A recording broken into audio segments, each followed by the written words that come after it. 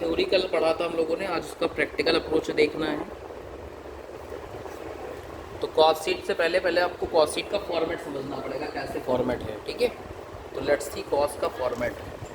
Cost sheet का अगर format आप देख पा रहे हो बुक से, तो सबसे पहले आप लिखते हो मटेरियल, ठीक है। और मटेरियल कैसे निकाला जाता है ये समझो। उधर सबसे पहले आप लिखते हो opening stock of raw material, ठीक है। सबसे पहले क्या करेंगे, रॉ मटेरियल का ओपनिंग स्टॉक लिख लेंगे। इसमें ऐड करेंगे हम लोग purchase of raw material. Purchase of raw material के बाद कुछ और भी ऐड करते हैं, expenses related to purchase of raw material. यानी रॉ मटेरियल खरीदने में कोई और खर्चे हो गए हैं, फैक्ट्री तक लाने में फ्रेट देना पड़ा, ब्रोकरेज देना पड़ा, कमीशन देना पड़ा, मटेरियल परचेज करने का और कोई नहीं। सामान खरीदा, कोई ब्रोकरेज देना पड़ा, रास्ते तक ला रहे हो, फ्रेट वगैरह, तो ये इसमें आ जाते हैं। यानी इसमें नॉर्मली क्या आ जाएगा, फ्रेट आ जाएगा। तो फ्रेट ही तो हो गया, और क्या हो गया, ट्रांसपोर्ट बोलो, कैरेज बोलो, फ्रेट बोलो, एक ही बात तो है। फ्रेट, कैरेज, है ना, ETC, ये सब आ जाएंगे इसके अंदर। और ये बहुत कम सवालों में दे रखे होते हैं, तो इसलिए सिंपल भाषा में आदमी कह देता है opening plus purchase minus closing. वरना इस सवाल में ये होंगे तो ये भी जोड़ेंगे, और माइनस करोगे closing stock of raw material.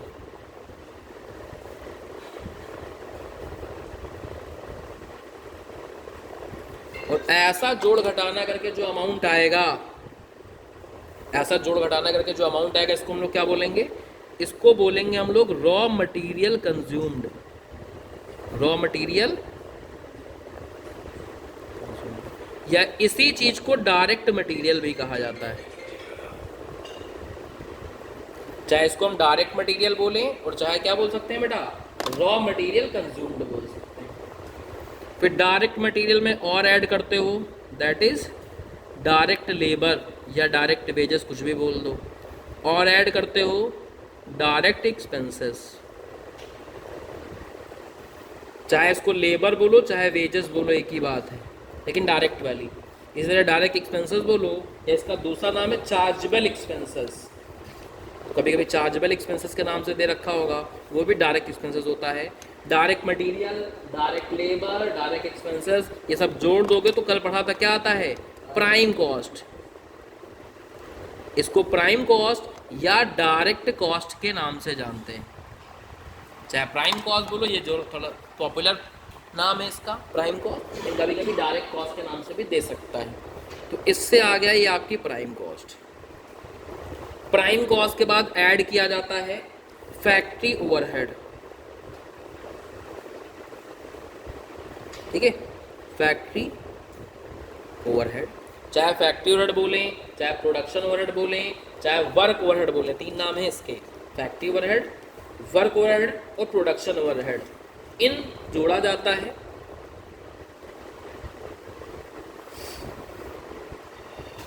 और इसको जोड़ के जो चीज आएगी, इसको बोलते हैं हम लोग, क्या बोलते हैं, फैक्ट्री कॉस्ट नहीं, इसका नाम होता है ग्रॉस फैक्ट्री कॉस्ट। इसमें हम लोग जोड़ते हैं ओपनिंग WIP,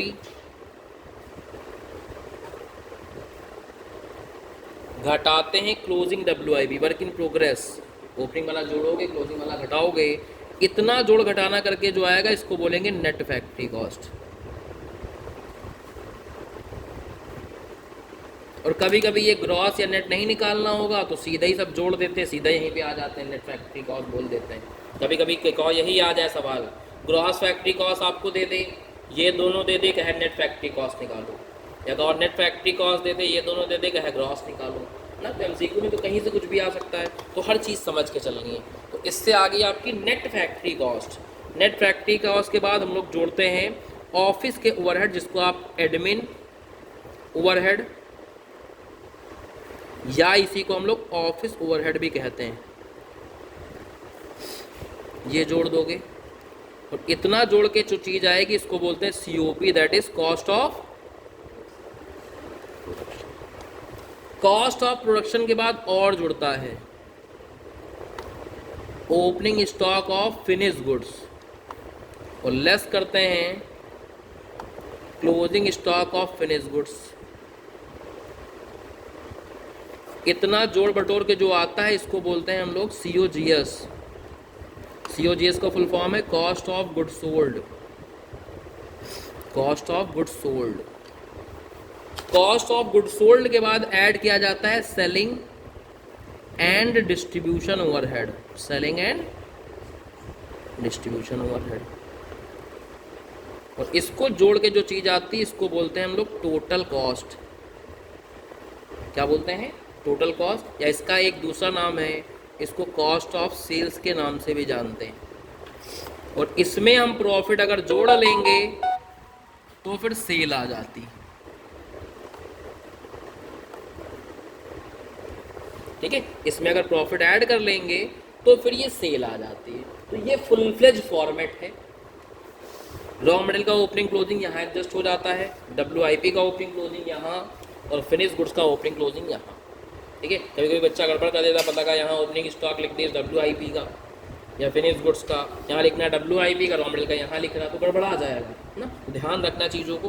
तो ये फुल फ्लेज फॉर्मेट है जिससे सवाल हम लोग अप्लाई करेंगे। तो एक तो पूरा फॉर्मेट ध्यान रखना पड़ेगा आपको। तो एक दो बार कॉपी में बनाना रफ में, तो याद हो जाएगा सारा।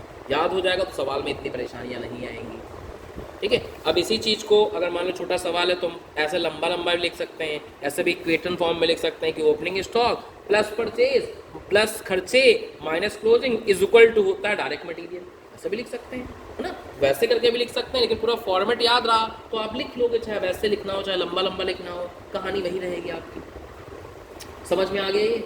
चलो क्वेश्चन देखो बेटा, क्वेश्चन नंबर 1।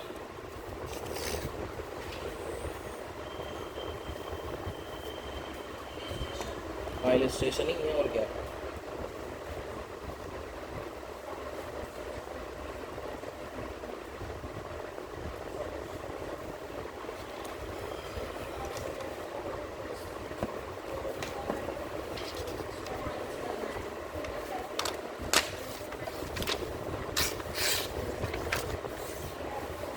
हाँ बेटा, चलो इधर फॉर्मेट दिख रहा है आपको, कोई दिक्कत की बात नहीं। इधर देखो बोर्ड पे सवाल सबके पास सही है, बुक से सवाल देखना है। क्वेश्चन नंबर 1 अगर देखें हम लोग तो क्वेश्चन नंबर 1 में रॉ मटेरियल कंज्यूम दे रखा है, ओपनिंग स्टॉक क्लोजिंग स्टॉक लिखा है, परचेज निकालनी है। तो फॉर्मूला क्या बनता है? Opening stock of raw material plus purchase of raw material minus closing stock of raw material is equal to होता है रॉ मटेरियल कंज्यूम। अगर ये खर्चे नहीं दे रखे तो ऐसे ही तो फॉर्मूला बनेगा। इसमें ये जोड़ोगे ये घटाओगे इज इक्वल टू ये आना चाहिए। तो जो नहीं पता होगा इससे पता कर लेंगे। ओपनिंग स्टॉक पता है हमें कितने का बेटा? 3000 का। परचेजेस नहीं पता है तो परचेज है। क्लोजिंग दे रखा है 4500 का और कंज्यूम दे रखा है 26,500। तो इनको इधर लेके चले जाओ तो परचेज की वैल्यू बताओ बेटा जरा कितनी आई। ये जुड़ जाएगा इधर जाके और ये घट जाएगा। ऐसा कर कितना अमाउंट आ गया? 2800। ये आंसर हो गया। समझ गए? इस पार्ट से सवाल बना दिया छोटा सा, कोई परेशानी? क्वेश्चन नंबर 2 देखो। क्वेश्चन नंबर 2 पढ़ो। क्वेश्चन नंबर 2 प्राइम कॉस्ट दे रखा है, डेप्रिसिएशन दे रखा है, फैक्ट्री का रेंट दे रखा है। तो फैक्ट्री के सारे खर्चे क्या कहलाते हैं? Factory overhead. अब देखो सवाल यहाँ शुरू हो रहा है। प्राइम कॉस्ट पता है और आपसे फैक्ट्री कॉस्ट पूछा है, ठीक है, और ये ओपनिंग WIP दे नहीं रखा है, तो इसका मतलब ग्रॉस फैक्ट्री कॉस्ट ही निकलेगी यहाँ से, उसी को फैक्ट्री कॉस्ट बोल देंगे। तो कह सकते हो प्राइम कॉस्ट में फैक्ट्री ओवरहेड जोड़ना है तो क्या आ जाती है? Gross factory cost. तो लिख लेते हैं प्राइम कॉस्ट तो सवाल में पता ही है, कितना पता है? इसके अंदर ऐड करना होता है फैक्ट्री के ओवरहेड। फैक्ट्री ओवरहेड का मतलब फैक्ट्री के सारे खर्चे। फैक्ट्री ओवरहेड में 2 दे रखा है, एक तो डेप्रिसिएशन, डेप्रिसिएशन है 1500, और दूसरा दे रखा है फैक्ट्री का रेंट, जो डेप्रिसिएशन का 200% है, मतलब डबल कर दो। 200% का मतलब क्या होता है? डबल। तो इसको डबल कर दो, ये रेंट आ जाएगा। इन सबको जोड़ दोगे तो फैक्ट्री कॉस्ट आ जाएगी ग्रॉस वाली। सीधा सीधा सवाल था। ये उल्टा सवाल था कि ये दे दिया था और एक चीज़ यहाँ से गायब कर दी, वैसे बना लिया फिर पुट कर दिया। जो नहीं पता होगा वो नॉर्मली पता चल जाएगा। कोई परेशानी बेटा? क्वेश्चन नंबर 3 देखो, क्वेश्चन नंबर 3।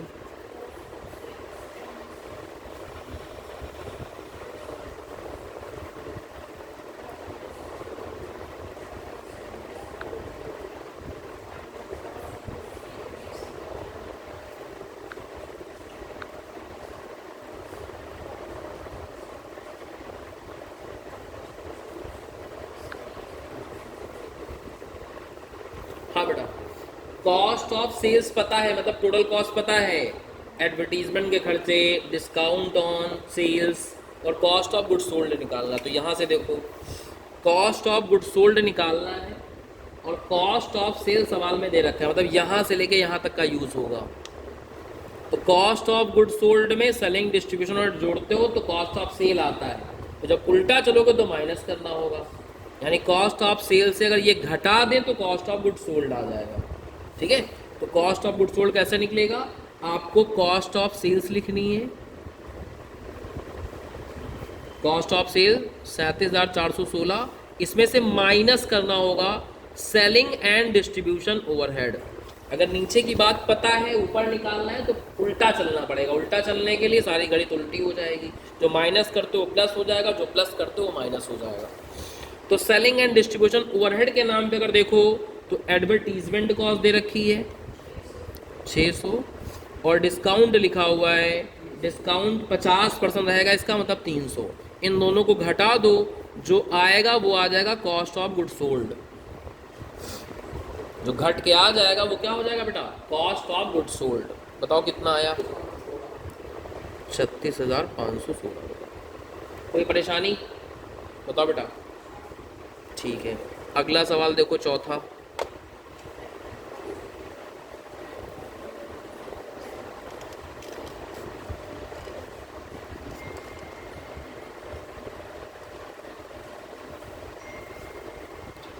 हाँ बेटा, क्वेश्चन नंबर 4। क्वेश्चन नंबर 4 में देखो तो फैक्ट्री कॉस्ट दे रखी है और ऑफिस एडमिन ओवरहेड दे रखे हैं, और पूछे हैं फैक्ट्री कॉस्ट कितना, तो सीधा मल्टीप्लाई करना। इसमें क्या है भाई? कह रहा ऑफिस एडमिन ओवरहेड जो है वो फैक्ट्री कॉस्ट का इतना परसेंट है और फैक्ट्री कॉस्ट तो गिवन है, तो केवल मल्टीप्लाई करना, सीधा आंसर आ जाएगा। बताओ बेटा, कोई दिक्कत ही नहीं, सीधा मल्टीप्लाई करना, सीधा आंसर रहा, है ना। आपसे पूछा क्या है कि ऑफिस एंड एडमिन ओवरहेड निकालो।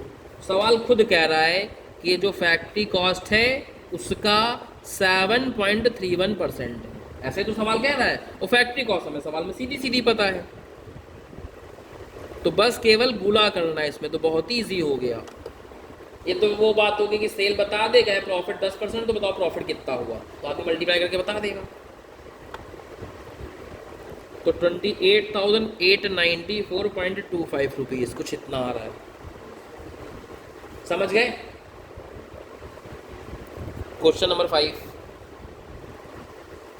ग्रॉस फैक्ट्री कॉस्ट पता है, नेट फैक्ट्री कॉस्ट भी पता है और ओपनिंग WIP पता है, क्लोजिंग निकालना है। तो फॉर्मूला क्या होता है? इधर देखो बेटा, ग्रॉस फैक्ट्री कॉस्ट प्लस करते हो इसमें ओपनिंग WIP, माइनस करते हो क्लोजिंग WIP, तो आता है नेट फैक्ट्री कॉस्ट।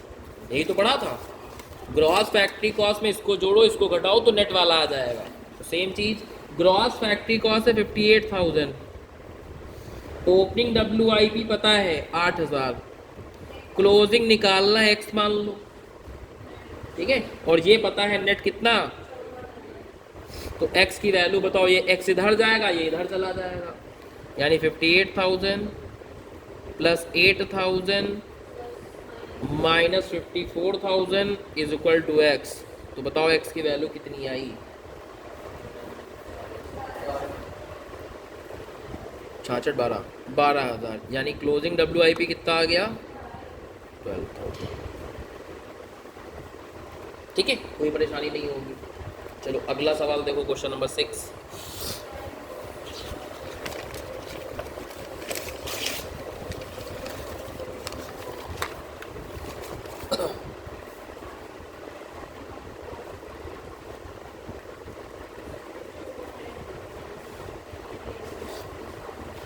हाँ बेटा, क्वेश्चन नंबर 6 में प्राइम कॉस्ट पता है, प्राइम कॉस्ट पता है, लिख दिया हमने प्राइम कॉस्ट 41,000। निकालना क्या है हमको, वर्क कॉस्ट। ठीक है, तो प्राइम कॉस्ट में क्या जोड़ना पड़ेगा हमको, फैक्ट्री के ओवरहेड।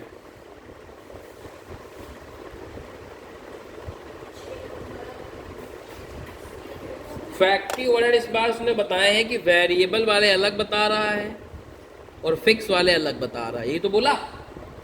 वेरिएबल वर्क ओवरहेड, चाहे फैक्ट्री ओवरहेड बोलो चाहे वर्क ओवरहेड बोलो, एक ही बात है। वेरिएबल वाले ओवरहेड जो हैं तो क्या है, डायरेक्ट वेजेस का 100%। डायरेक्ट वेजेस सवाल में बताया है कि 6,000 स्किल और 2,000 अनस्किल, मतलब वेजेस कितनी होगी, 8,000। तो वेरिएबल वाले खर्चे 100% ऑफ 8,000, वेजेस का 100%, और फिक्स वाले खर्चे 60% ऑफ वेजेस। वेजेस का 100%, वेजेस का 60%। निकाल लो बेटा, इसका 100% निकालोगे 8,000 आएगा, इसका 60% निकालोगे 4,800 आएगा। और एक चीज मैं बताना यहाँ भूल गया था तो बता देते हैं, यहाँ ओपनिंग क्लोजिंग WIP के बाद अगर सवाल में स्क्रैप है तो यहाँ से सेल ऑफ स्क्रैप भी माइनस होता है। ये बहुत कम सवालों में होता है, अगर होता है तो यहाँ माइनस कर लेंगे। नेट फैक्ट्री कॉस्ट के ठीक पहले सेल ऑफ स्क्रैप भी घट जाता है, अगर होगा तो घटाओगे, नहीं होगा तो कोई बात नहीं। अब तक के सवालों में नहीं था तो नहीं घटा रहे थे, इस सवाल में है तो माइनस करना मांगता है। स्क्रैप बेच के जो पैसे आ गए, कबाड़ बेच के पैसे आ रहे हैं तो माइनस कर रहे हैं, जहाँ खर्चा होता है तो वहाँ प्लस करते हैं। तो सेल ऑफ स्क्रैप कितना है बेटा, चलो जोड़ो घटाओ आंसर बताओ, इसको ऐड कर लो, इसको लेस कर लो, जो आएगा वो हो जाएगी वर्क कॉस्ट या फैक्ट्री कॉस्ट। चाहे फैक्ट्री कॉस्ट बोलो चाहे वर्क कॉस्ट बोलो, एक ही बात है।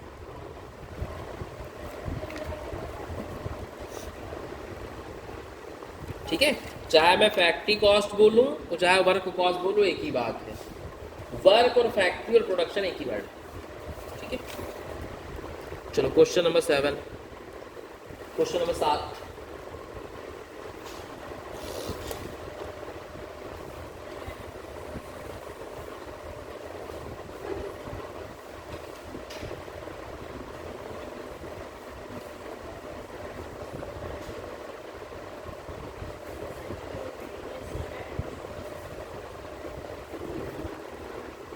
क्वेश्चन नंबर 7 में लिखा है कि कौन कौन से खर्चे कॉस्ट सीट में नहीं आते हैं। तो कल हमने पढ़ाया था, कल एक लिस्ट दिखाई थी आप लोग को कि ये सब खर्चे कॉस्ट बनाते समय इंक्लूड नहीं करते हैं। इसी बात का सवाल पूछ लिया उसने। ठीक है, तो डोनेशन नहीं आएगा ना, इस तरीके के आइटम नहीं आते हैं। तो यहाँ सवाल में देखो कौन कौन से नहीं आएंगे। तो ना आएगा बेटा डोनेशन, रेंट वगैरह तो आता है, इंश्योरेंस भी आएगा। ठीक है, बैड डेट्स नहीं आएगा। ठीक है, डिस्काउंट अलाउड नहीं आता है, और इसके बाद डोनेशन नहीं आएगा, बैंक चार्जेस वगैरह तो रहते हैं, ऑफिस खर्चे में आ जाते हैं। तो ये 3 खर्चे ऐसे हैं जो कॉस्ट शीट में नहीं आते। तो आपको बताना है कि कॉस्ट शीट बनाते समय कौन से खर्चों को डिसरिगार्ड करोगे। डिसरिगार्ड का मतलब है इनको अवॉइड करोगे, नहीं जोड़ोगे, तो इनको हम लोग डिसरिगार्ड करेंगे। ठीक है, बैड डेट्स, डिस्काउंट अलाउड और डोनेशन, ये सामान नहीं आएंगे। समझ गए? अब आ जाओ क्वेश्चन नंबर 8 पे। 8 पे 8वें सवाल में डायरेक्ट मटेरियल निकालना है, प्राइम कॉस्ट पता है, direct labour 70% of prime cost है। तो देखो बेटा, ये भी देखो प्राइम कॉस्ट में 3 चीजें आती हैं, डायरेक्ट मटेरियल, डायरेक्ट लेबर और डायरेक्ट एक्सपेंसेस। ये भी बहुत रेयर केस के सवाल में लिखता है। अगर ये नहीं है तो प्राइम कॉस्ट में 2 ही चीजें आ गई, डायरेक्ट मटेरियल, डायरेक्ट लेबर। ठीक है, तो हम लिख सकते हैं prime cost is equal to direct material plus direct labour, क्योंकि वो चीज है नहीं तीसरी वाली। प्राइम कॉस्ट हमको पता है 50,000, पता है कि नहीं पता। डायरेक्ट मटेरियल हमको निकालना है और लेबर कह रहा है कि प्राइम कॉस्ट का 70% है, तो इसका 70% निकाल लो, मतलब 35,000। तो अगर ये 35,000 हो गया तो डायरेक्ट मटेरियल कितना हो गया, 15,000। बात खत्म हो गई, बहुत सरल। ठीक है, क्वेश्चन नंबर 9।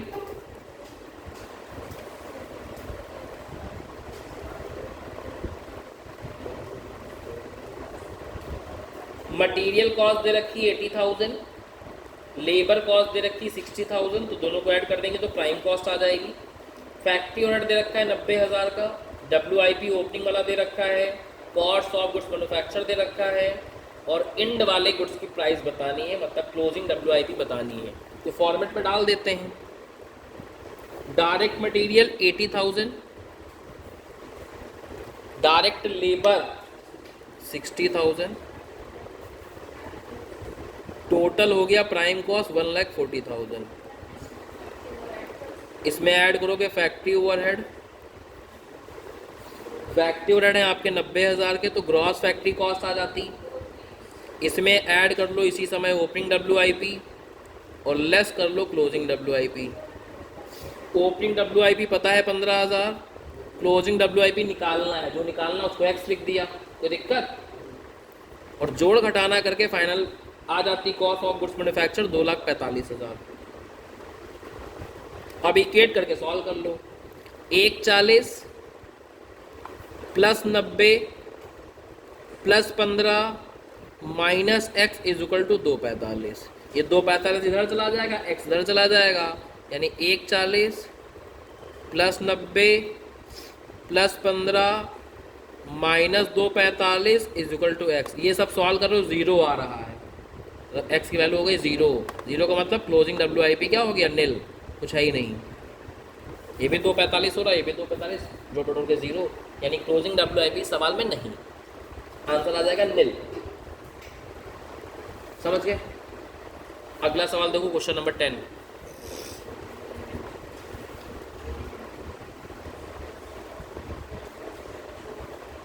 फिनिश गुड्स का ओपनिंग दे रखा है, क्लोजिंग दे रखा है, कॉस्ट ऑफ गुड्स सोल्ड दे रखा है, कॉस्ट ऑफ प्रोडक्शन निकालना है। अब अगर फॉर्मेट देखें हम लोग, इधर देखो बेटा, COP यानी कॉस्ट ऑफ प्रोडक्शन में ओपनिंग फिनिश गुड्स जोड़ते हो, क्लोजिंग हटाते हो, तो कॉस्ट ऑफ गुड्स सोल्ड आ जाता है। ये फॉर्मेट, COP में ओपनिंग फिनिश गुड्स जोड़ते हैं, क्लोजिंग घटाते हैं, तो क्या आ जाता है, कॉस्ट ऑफ गुड्स सोल्ड। तो यही करना है हम लोग को। कॉस्ट ऑफ गुड्स सोल्ड तो दे रखा है, यानी COP में ओपनिंग फिनिश गुड्स जोड़ते हो, क्लोजिंग गुड्स घटाते हो, तो आता है COGS। COP निकालना है तो COP है। ओपनिंग वाला 30,000 है, क्लोजिंग वाला 50,000 है, और कॉस्ट ऑफ गुड्स सोल्ड 1,90,000 है। तो इनको इधर ले जाओ, प्लस वाला माइनस कर लो, माइनस वाला प्लस कर लो, तो फाइनली आंसर आ जाएगा।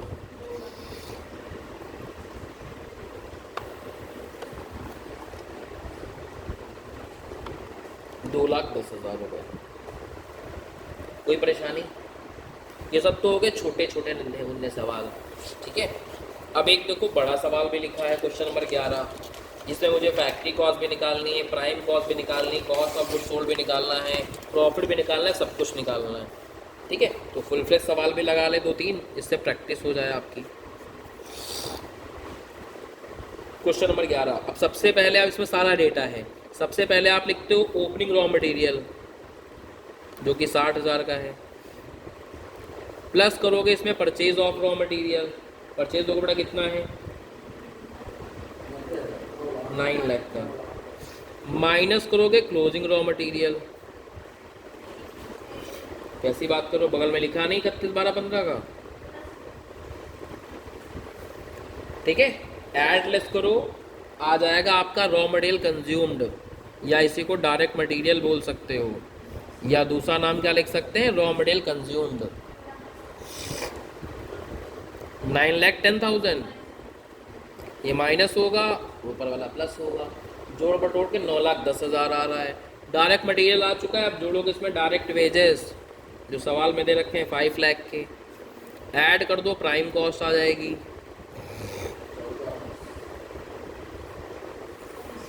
प्राइम कॉस्ट के बाद ऐड करो फैक्ट्री ओवरहेड। फैक्ट्री ओवरहेड दे रखे हैं सवाल में 2 लाख, ग्रॉस फैक्ट्री कॉस्ट आ जाएगी, ठीक है। और यहीं पे अगर मैं ओपनिंग WIP जोड़ दूं और क्लोजिंग WIP घटा दूं, ओपनिंग WIP 24,000, क्लोजिंग WIP 30,000, जोड़ बटोर के जो चीज़ आएगी उसको बोलेंगे हम लोग फैक्ट्री कॉस्ट,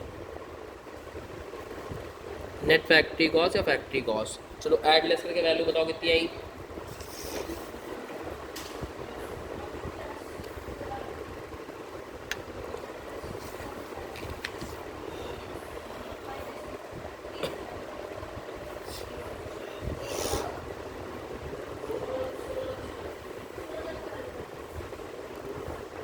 16,04,000 रुपीज़ आ गया।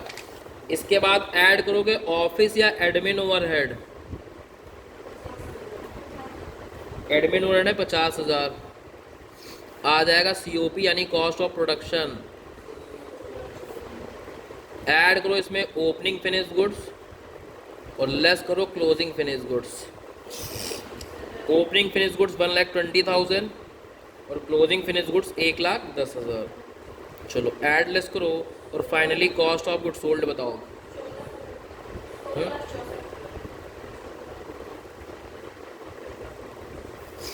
ऐड करो selling and distribution overhead. Total आ जाएगा 16,94,000। दैट इज टोटल कॉस्ट या कॉस्ट ऑफ सेल, कुछ भी कह सकते हो, ठीक है। और सेल सवाल में दे रखी होती है तो प्रॉफिट बैलेंसिंग फिगर हो जाता है। यहाँ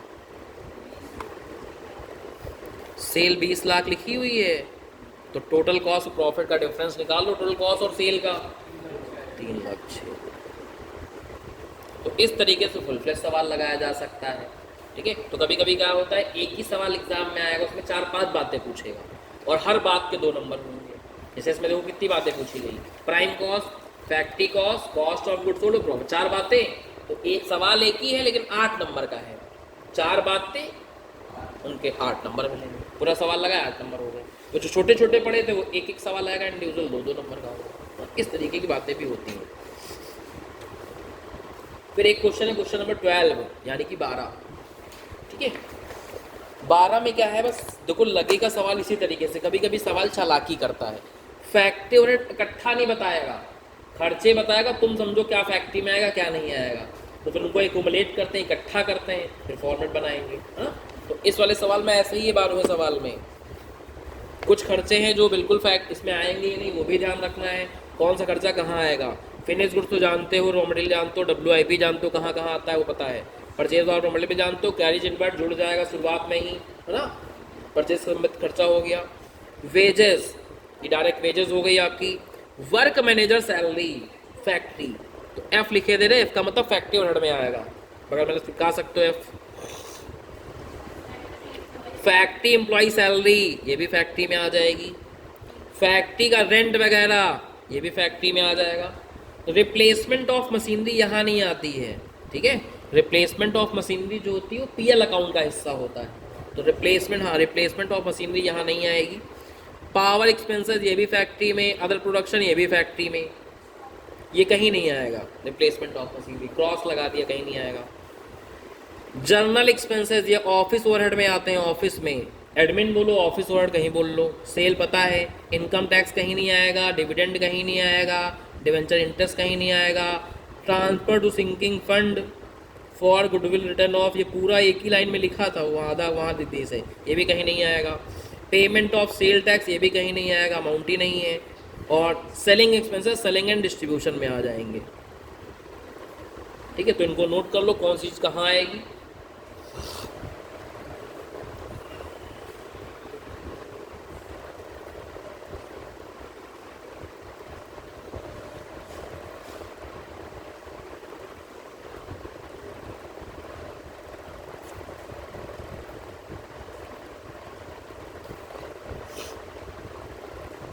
लगा पाओगे इसको?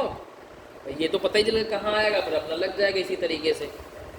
अब देखो 1-2 सवाल और हैं जिनमें डेटा कुछ इस तरीके का होता है, ठीक है। तो ये सवाल थोड़े और समझने लायक हैं, उनको समझेंगे फिर अपना चैप्टर एंड हो जाएगा। क्वेश्चन नंबर 13 पढ़ो बेटा, देखो क्या कहता है।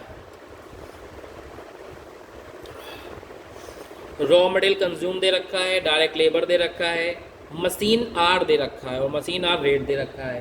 तो कभी कभी फैक्ट्री और हम लोग इनकी हद से निकालते हैं। भाई फैक्ट्री में क्या होता है, मशीनें, तो बताता है मशीन कितनी देर काम कर रही है, कितने घंटे काम कर रही है, और हर घंटे का खर्चा बता देता है। तो दोनों को आपस में गुणा कर लेंगे तो क्या आ जाएगा, फैक्ट्री ओवरहेड। तो कभी कभी फैक्ट्री ओवरहेड इस स्टाइल से लिखेगा कि कितनी देर मशीनें चली हैं और 1 घंटे की मशीन चलने का क्या खर्चा है, इसको हम लोग मशीन आर रेट बोलते हैं। तो इनको आपस मल्टीप्लाई कर देंगे तो आ जाएगा फैक्ट्री का ओवरहेड। अब देखो बेटा, प्रोडक्शन मतलब बनाया हमने सामान 17,100 यूनिट और बेच कितना रहे हैं 16,000, यानी 1100 यूनिट का क्लोजिंग स्टॉक बचेगा फिनिश गुड्स का। जो आप बनाते हो वो क्या होता है, फिनिश गुड्स। तो कभी कभी फिनिश गुड्स की क्वांटिटी तो ऐसे पता चल जाएगी लेकिन अमाउंट नहीं पता चल पाएगा। तो अमाउंट पता करने के दो तरीके हैं, है ना, तो वो दोनों चीज़ें हम लोग को समझनी है। तो ऐसे सवालों को दो एंगल से लगाया जा सकता है, वो दोनों तरीके आपको बता रहे हैं। एक तो यही तरीका हो गया कि हम लगाएंगे पूरा इसी स्टाइल पे, और एक दूसरा स्टाइल होता है। तो दूसरा वाला स्टाइल भी सिखा रहे, पहला वाला स्टाइल तो समझ गए होंगे। इस चार्ट में एक बात और समझने लायक है, वो समझ लो। सीओपी से ऊपर कोई खर्चे जो होते हैं, सीओपी तक के खर्चे, यहाँ से लेके ओपनिंग से लेके सीओपी तक के, ये सब यूनिट प्रोड्यूस पे डिपेंड होते हैं। यूनिट, जितने यूनिट बनाया है, जैसे सवाल में लिख दे एडमिन ओवरहेड 2 रुपये पर यूनिट, तो उसको यूनिट प्रोड्यूस से मल्टीप्लाई करना है। अगर मान लो लिखा है कि वेजेस 5 रुपये पर यूनिट, तो हम किस यूनिट से मल्टीप्लाई करें, सेल वाले यूनिट से कि प्रोड्यूस वाले से। तो प्रोडक्शन से ऊपर के जितने भी खर्चे रहते हैं वो यूनिट प्रोड्यूस पे बेस रहते हैं। जितने यूनिट आप बनाओगे उन पे लागत लगेगी, और इसके नीचे जो कॉस्ट ऑफ गुड्स सोल्ड, उसके नीचे के खर्चे रहते हैं वो सेलिंग यूनिट पे बेस्ड रहते हैं, जितने यूनिट बेचे होंगे। जैसे सेलिंग ओवरहेड बताया 2 रुपये पर यूनिट, तो सेल वाले यूनिट से मल्टीप्लाई करना है, तब अमाउंट आएगा। एडमिन और बाकी खर्चे जो ऊपर के थे वो अगर बताए पर यूनिट बेसिस, तो आपको किससे मल्टीप्लाई करना पड़ेगा, जितने यूनिट आपने प्रोड्यूस किए होंगे उनसे। तो ये समझना पड़ेगा आपको, समझ में आई बातें। तो आओ एक बार हम इस सवाल को ऐसे करके दिखाते हैं पूरा, और एक दूसरा तरीका भी होता है वैसे करके भी दिखाते हैं, जिससे आपको समझ में आ जाए और आगे चल के ऐसी प्रॉब्लम ना रहे। तो एक हो गया मेथड 1, जिसमें आप सिंगल कॉस्ट शीट बनाते हो, ठीक है, मतलब एक ही कॉस्ट शीट बनाओगे उसी से सारा रिजल्ट निकलेगा। तो एक होती है सिंगल कॉस्ट शीट और एक होती है डबल कॉस्ट शीट, जिसमें हम लोग दो अलग अलग सीटें बनाते हैं, ठीक है। तो दोनों मेथड हम लोग समझ रहे हैं। पहले तो यही सिंपल वाला मेथड जो आपने समझा, सबसे पहले रॉ मटेरियल कंज्यूम लिख लिया।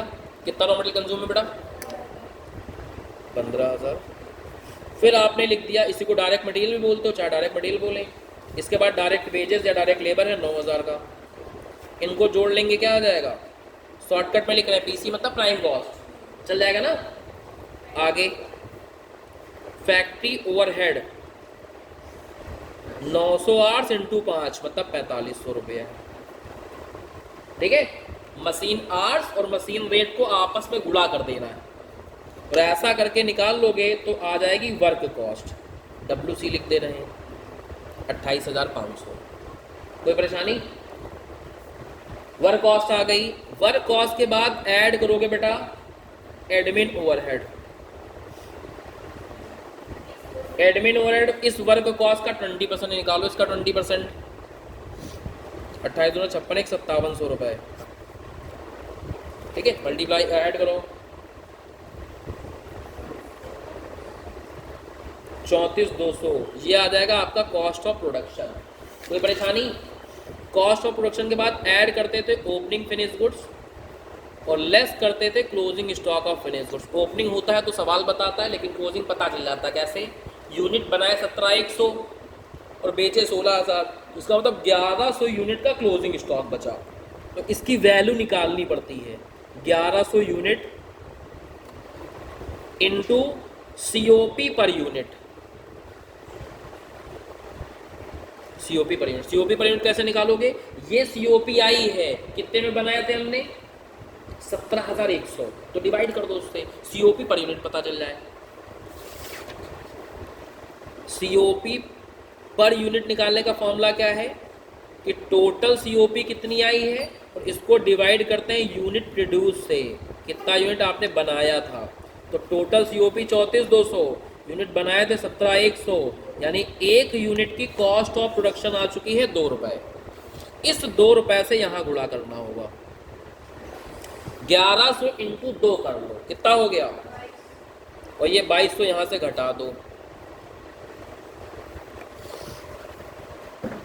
अगर यही वैल्यू में गिवन होता तो इतना नाटक ना करना पड़ता, जैसे पिछले सवाल में था, वैल्यू में गिवन था डायरेक्ट ही कर दिया।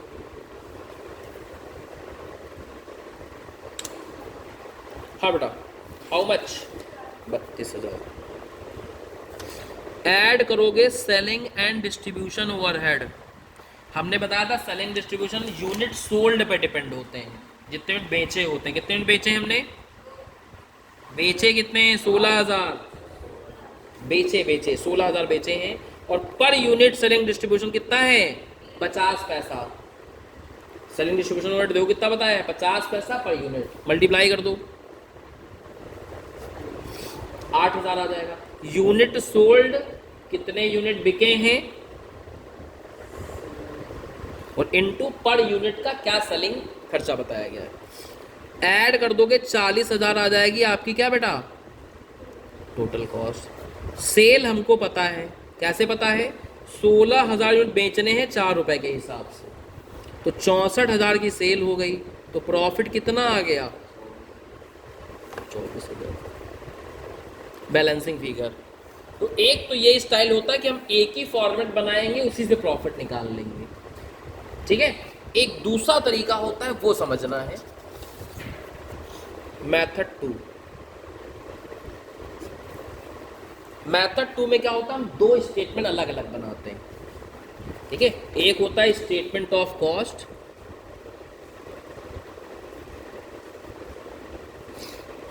और एक और बनता है स्टेटमेंट ऑफ प्रॉफिट।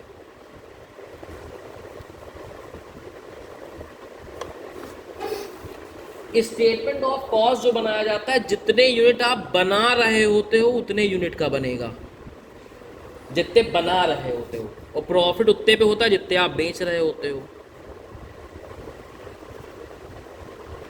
तो ये 17,100 यूनिट का बनेगा, और ये बनेगा 16,000 यूनिट का। स्टेटमेंट ऑफ कॉस्ट बनाना आसान है, यही स्टेटमेंट बनता है बस सीओपी तक का, एज इट इज। सीओपी तक का एक स्टेटमेंट बना लो, इसी को बोलते हैं स्टेटमेंट ऑफ कॉस्ट, ठीक है। तो सीओपी तक का स्टेटमेंट बनाते तो वही तो कॉपी पेस्ट होता। 15,000, direct wages 9,000, prime cost,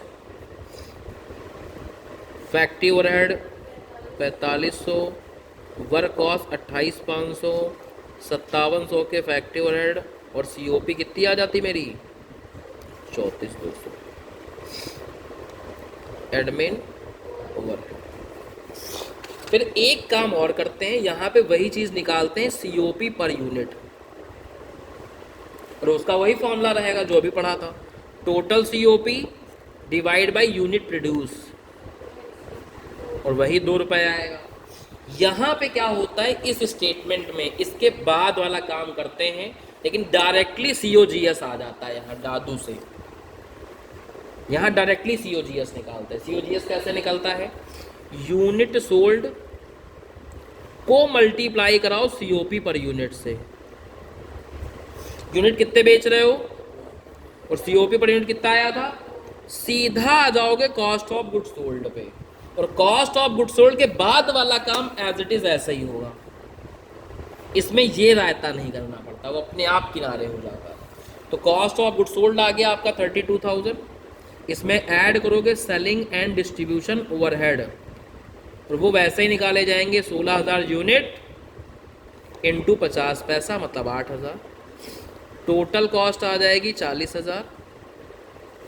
cell आई थी 64,000 की, और 24,000 का आपका प्रॉफिट आ जाएगा। बाकी का काम एज इट इज होता है। समझ गए?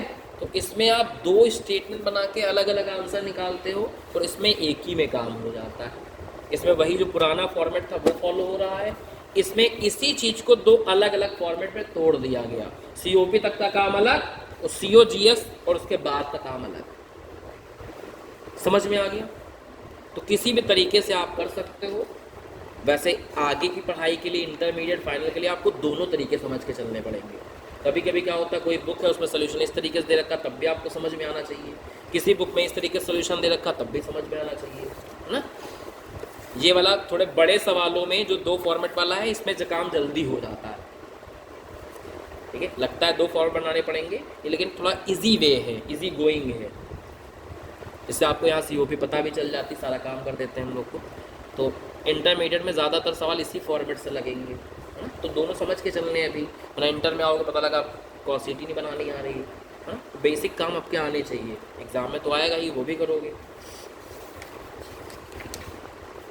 आगे देखोगे तो प्रैक्टिस में देखो एक्सरसाइज में एक सवाल लिखा है, 2 सवाल, वो अपना इसी तरीके से घर पे लगाओगे, ठीक है, इसी तरीके से घर पे ट्राई करोगे। ऑलमोस्ट पूरा चैप्टर ये ख़त्म हो गया है। अब इसमें एक बार देख लेना, कोई डाउट आ रहे हैं, कोई परेशानी